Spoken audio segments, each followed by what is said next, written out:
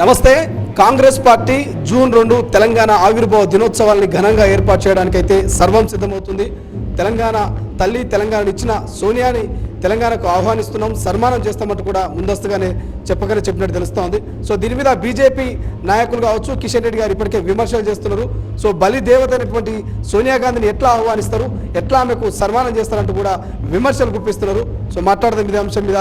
ప్రస్తుతం Congress party senior నాయకులు వి హనుమంతరావు గారు ఉన్నారు. హనుమంతరావు గారు, రాయబార్ పోయిరు, ప్రచారానికి పోయిరు, ఎట్లా అయింది ప్రచారం? అక్కడ రాయబార్ చాలా బాగా అయింది.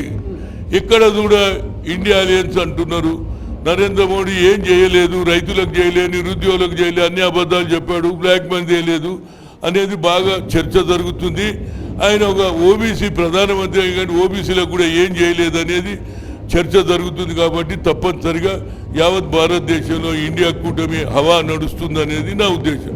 కోదేవిని అన్నావు కిషన్ రెడ్డి, ఏ హోదా తెలంగాణ ఇచ్చిన తల్లి హోదాలో వస్తుందిరా బాబు, అది తెలుసుకో. ఆమెకు హోదా కాదు, తెలంగాణ ఇచ్చిన తల్లి హోదాలో వస్తుంది. పదవులతో నిమిత్తం లేకుండా ఆమె వచ్చి ఏమన్నది, తెలంగాణ ఇస్తాన్నది. 1200 జన్మంతో చనిపోతున్నారు. పార్లమెంట్లో బిల్లు పెట్టించింది. దానికంటే ముందు మేము 41 మంది ఎమ్మెల్యేలు ఏడా లేకు గెస్టలమ్మా. This is the self respect.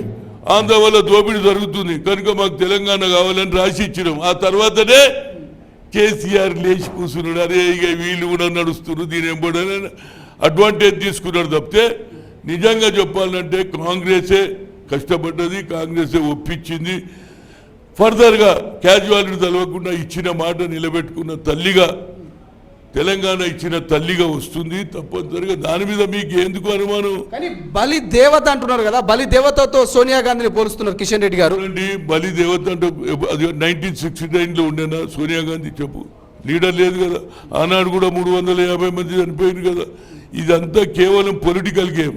Sushma Swaraj ఏమన్నది, సోనియా గాంధీ మా పెద్దమ్మ, నేను చిన్నమ్మ అన్నది. కిషన్ రెడ్డి అది జర పాత రికార్డు చూస్తే కలుస్తుంది. మీ నాయకురాలి అన్నది కదా, సోనియా గాంధీ పెద్దమ్మ, నేను చిన్నమ్మ, నా కంట్రిబ్యూషన్ ఉన్నదా లేదా? మళ్ళీ ఎందుకు మాట్లాడతాడు ఆయన?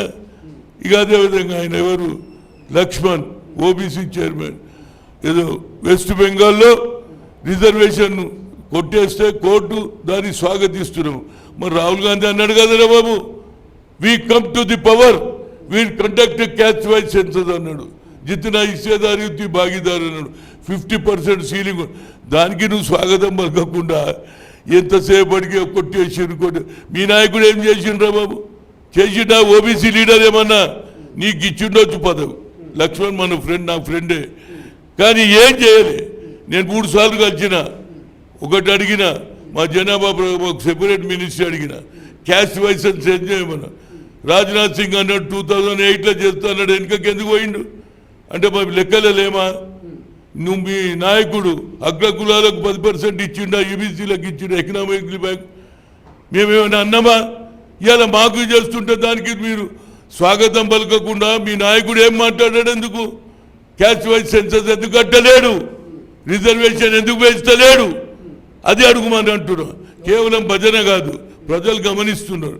ఇలా 2 ఇష్యూలతోటే యావత్ భారతదేశంలో కన్యాకుమారి ఖరీదిన తర్వాత రాహుల్ గాంధీ రియల్ లీడర్ అని ప్రజలలో వచ్చింది. తప్పనిసరిగా రేపు వచ్చే ఎన్నికలు ఏది రిజల్ట్లో కాంగ్రెస్ ఏది ఇండియా కూటమికి మెజార్టీ వస్తుంది అనేది, రాహుల్ గాంధీ ప్రధానమంత్రి అవుతాడు అనేది ఒక గట్టి నమ్మిక ఉన్నదని చెప్తారు. అసలైన తొలి వెలుగు. ఫాలో వాట్సాప్ @తొలి వెలుగు official.